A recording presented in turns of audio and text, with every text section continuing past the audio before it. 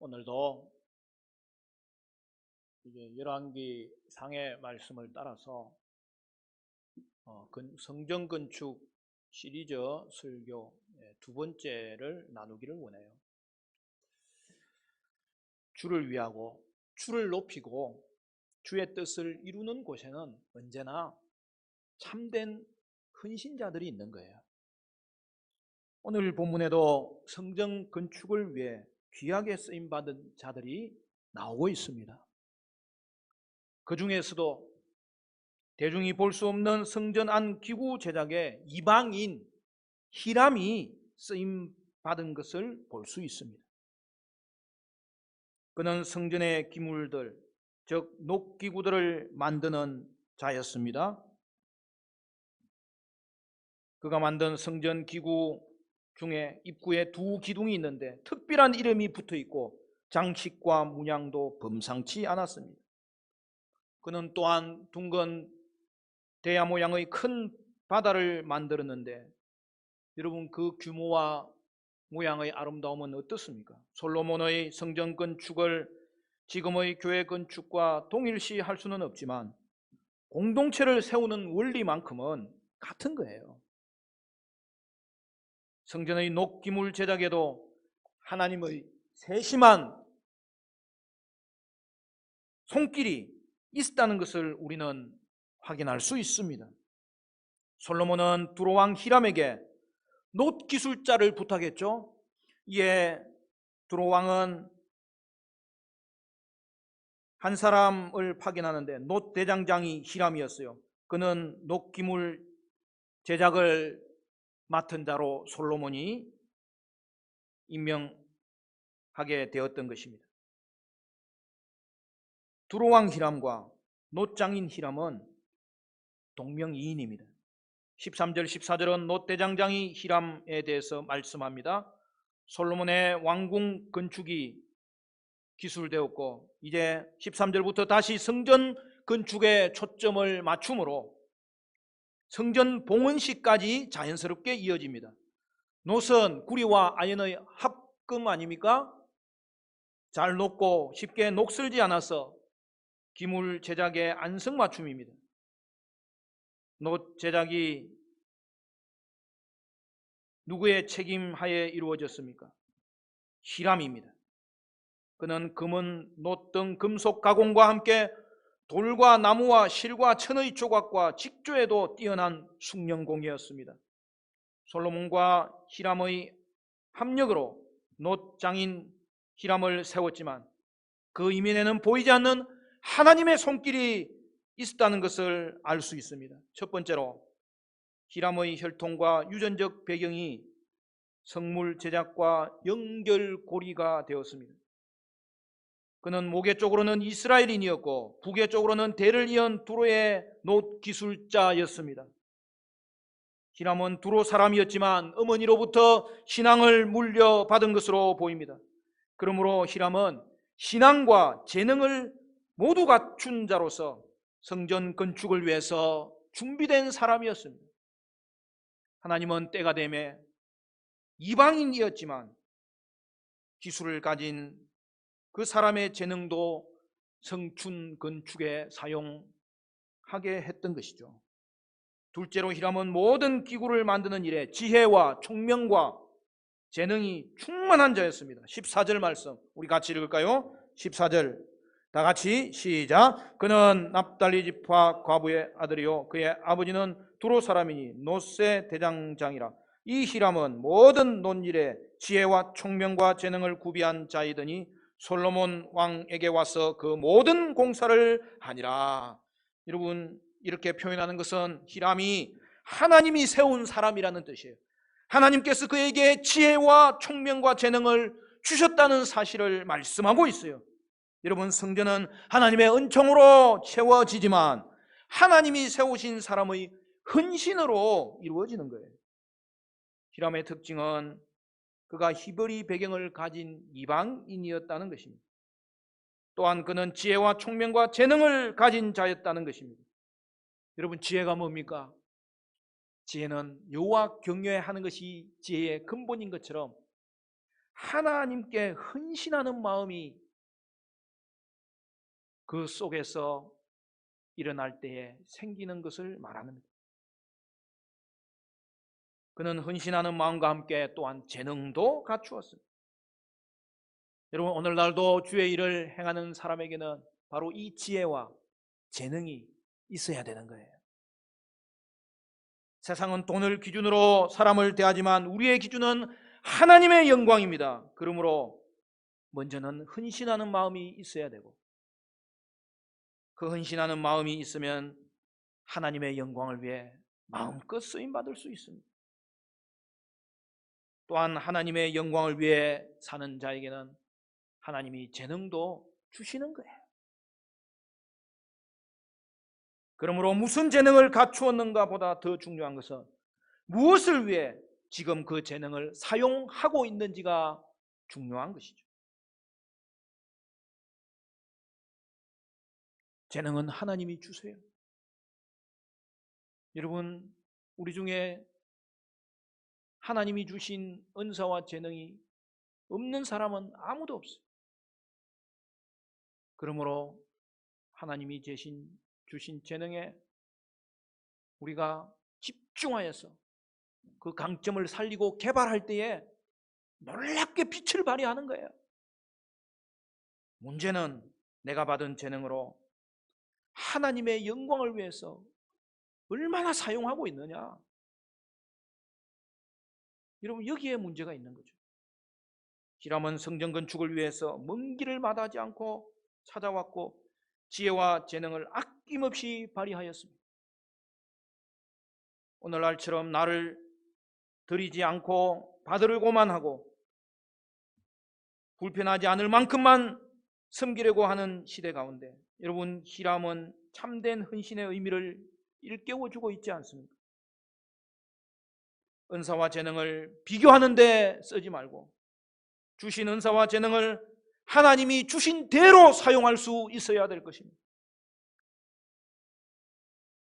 무엇보다도 지혜의 마음이 우리 속에 풍성이 있고 또한 거기에 재능이 더해진다면 우리는 주의 일에 귀하게 쓰임받을 수 있을 것입니다. 저는 원하기는 우리 모든 화정충교회 성도들 가운데는 이 지혜와 재능이 충만하시기를 바라고, 그리하여 이 시대 가운데 이 재능과 지혜를 가지고 하나님의 영광 드러내는 일에 마음껏 쓰임받는 은혜가 있게 되시기를 간절히 축원합니다. 15절에서 22절은 성전 앞의 두 녹기둥에 대해서 설명합니다. 녹기구의 제작 기록은 성전 앞의 커다란 두 녹기둥으로 시작하고 있는 것입니다. 기둥은 기둥 자체와 그 위에 놓인 놋머리 그리고 놋머리 위에 백합화의 큰 장식으로 구성되어 있고 이 순서로 설명하고 있습니다. 먼저 녹기둥 자체는 길이와 둘레가 18규빗, 12규빗, 즉 8.2m, 3.3m입니다. 두께는 손가락 두께, 손 두께라고 되어 있죠. 손 7.5cm 정도.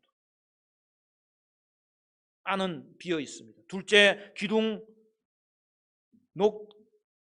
기둥의 그 꼭대기에는 5규빗, 2.3m 높이의 둥근 논머리가 놓여져 있습니다.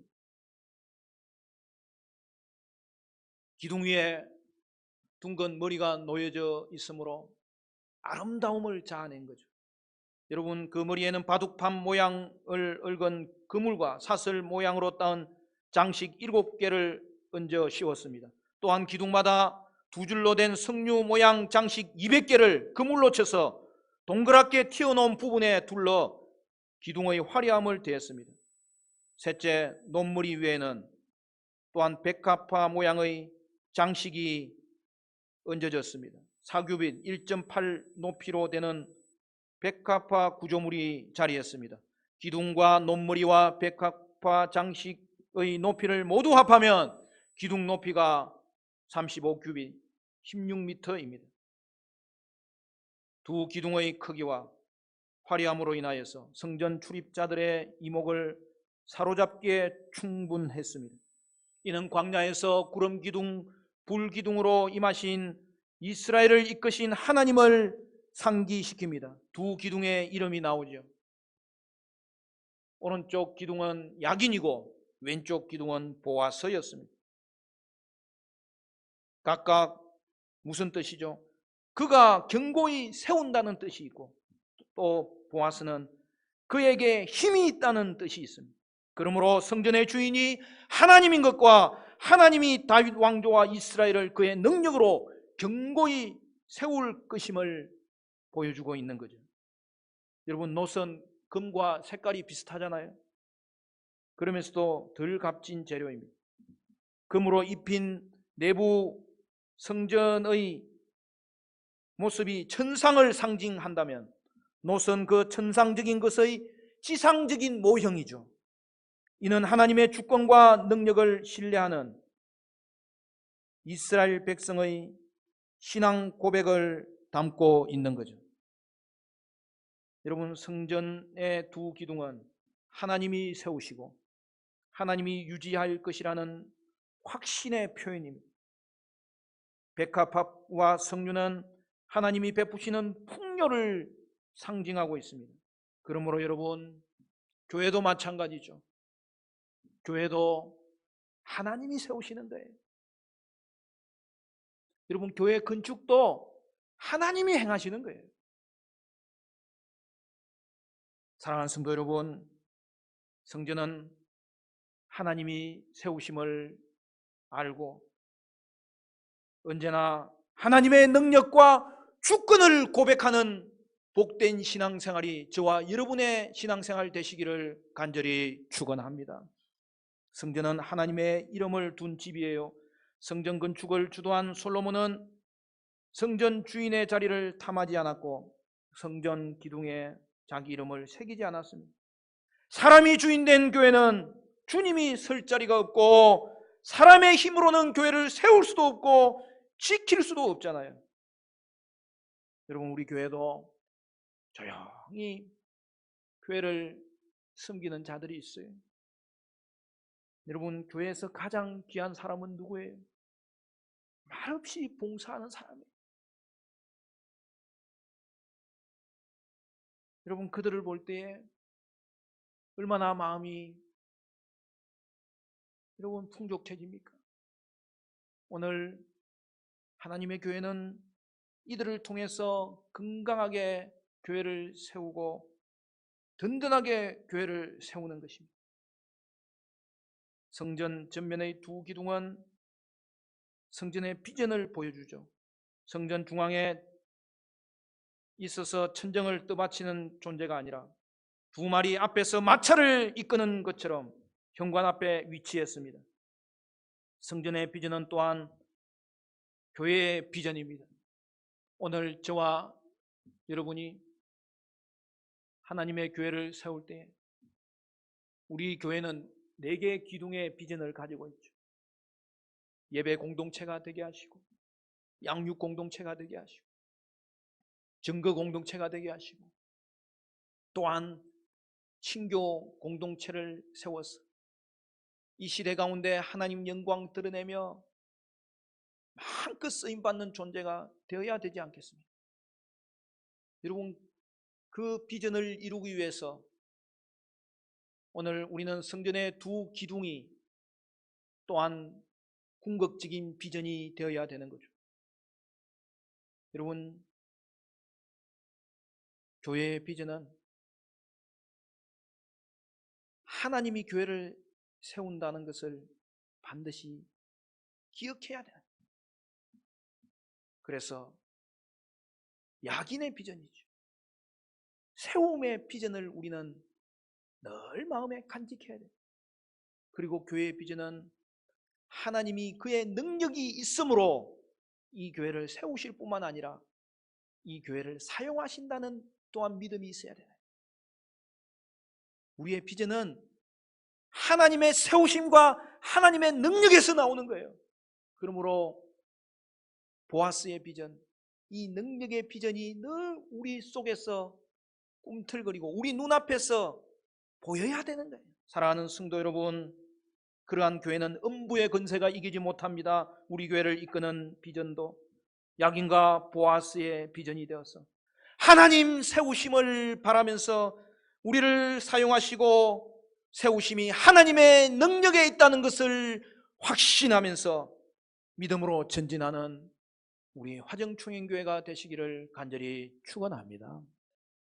23절에서 26절은 높바다와 형상받침입니다. 이제 성전뜰에 놓을 기구인 높바다와 그 바다를 떠받치는 소형상 받침에 대해서 설명합니다. 이는 제사장이 정결 예식을 따라 손과 발을 씻는 곳인데 물을 가득 채워놓은 큰 물통을 말합니다. 물의 양이 얼마나 많았는지 바다라고 이름을 지은 거예요. 여러분, 이것은 이전 성막에는 없었던 새 성전에서 새롭게 마련된 기물입니다. 성전과 번제단 사이에 성전의 동남쪽에 위치하는 것으로 통에는 2000바스의 물이 담겨져 있다고 했어요. 2000바스는 44,000리터로 여러분 44톤의 물을 보관하고 있다는 거예요. 가장자리에는 백합화 꽃잎 모양의 테두리를 둘렀고 바다 주위에는 두 줄로 박 모양 장식이 이루어졌는데 한 줄에 300개씩 총 600개의 박 장식이 튀어나와 있는 형태로 만들어졌습니다.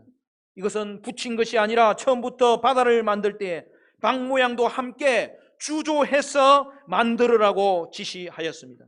받침대에는 거대한 소형상 조형물 12마리가 사용되었습니다. 바다 둘레가 14m 정도 크므로 바다를 받치는 각 소의 형상도 상당했습니다. 12마리의 소는 12진설병과 같이 이스라엘 모든 지파를 상징하고 있습니다. 모든 황소는 엉덩이를 안쪽으로 향하였고 3마리씩 소의 얼굴은 밖으로 향하여서 동서남북으로 3개씩 배치되었습니다. 높바다는 풍요를 상징하는 12마리 황소가 떠받치고 있었던 것입니다. 제사장이 희생제사를 인도하러 가기 전에 이곳에서 씻었습니다. 더러움의 제거는 바다의 세력 혼돈함을 하나님이 이긴 결과라는 사실을 보여주고 있는 것입니다. 이제 우리는 악의 세력을 이기신 예수 그리스도의 피로 말미암아 정결하게 되었다는 사실을 보여주므로 우리는 예수 안에서 정결함을 입어 하나님 앞에 담대히 나아가고 또한 이 땅에서도 왕의 자녀로서 살아갈 수 있게 하신 것입니다. 사랑하는 성도 여러분, 정결한 자에게만이 하나님의 풍요가 부어짐을 우리는 다시 한 번 더 기억해야 되는 것입니다. 우리가 지어야 할 성전은 건물만이 아니라 하나님 나라에 참여하고 하나님의 영광을 나타내는 일이 되어야 되는 것입니다. 이를 위해서 하나님은 여러분에게 어떤 은사와 재능을 주셨고 그것을 어떻게 쓰시길 원하시는지에 대해서 우리는 다시 한 번 더 오늘 우리 자신을 돌아보아야 합니다. 지혜와 재능을 생업을 위해서만이 아니라 하나님이 주신 이 지혜와 재능을 통해 우리는 교회와 직장 가운데 하나님의 나라를 이뤄가야 되는 것입니다. 그런데 지금 한국 교회는 어떻습니까? 교회가 세상의 소망입니까? 교회가 약자들을 보호합니까? 그들의 위로자가 되고 있습니까? 국가에 대하여 또렷한 방향을 제시하는 그러한 선지자적인 역할을 감당하고 있습니까? 오늘날 한국 교회는 도리어 약자들에게 적이 되어 있고 이단의 편이 되는 자들을 돕고 있는 현실은 아닙니까? 여러분, 말씀에서 벗어난 교회가 어떻게 세상의 소망이 될 수 있습니까? 사랑하는 성도 여러분, 오늘 우리 교회는 기도 가운데 말씀 가운데 주님 앞에 예배함으로 말미암아서 기도를 통하여서 우리의 헌신의 마음이 새로워지고 말씀을 통하여서 여러분 예배 시간은 우리의 죄가 지적받아야 그로 인하여서 우리가 정결하게 되는 것인데 이 말씀이 우리를 도리어 지적하며 뿐만 아니라 안내하는 표지판이 될 수 있어야 될 것입니다. 사랑하는 성도 여러분, 말씀을 통해서 정결하게 우리 자신을 유지할 때 하나님의 풍요가 이 한국교회에 임하고 또한 이 풍요가 이 땅의 축복의 통로로 쓰임받게 될 것인데 여러분 우리 교회는 말씀을 통하여 정결한 교회 되어서 하나님의 풍요하심이 임할 수 있어야 될 것입니다. 사랑하는 성도 여러분, 성전 짓는 일은 하나님의 능력으로 되어짐을 믿고 확신함으로 저와 여러분은 하나님의 지혜로 헌신하는 성도들 되시기를 바라고 그리하여 풍요의 축복도 받아 누리는 놀라운 은혜가 저와 여러분 가운데 임하시기를 주님의 이름으로 간절히 축원합니다. 축원합니다.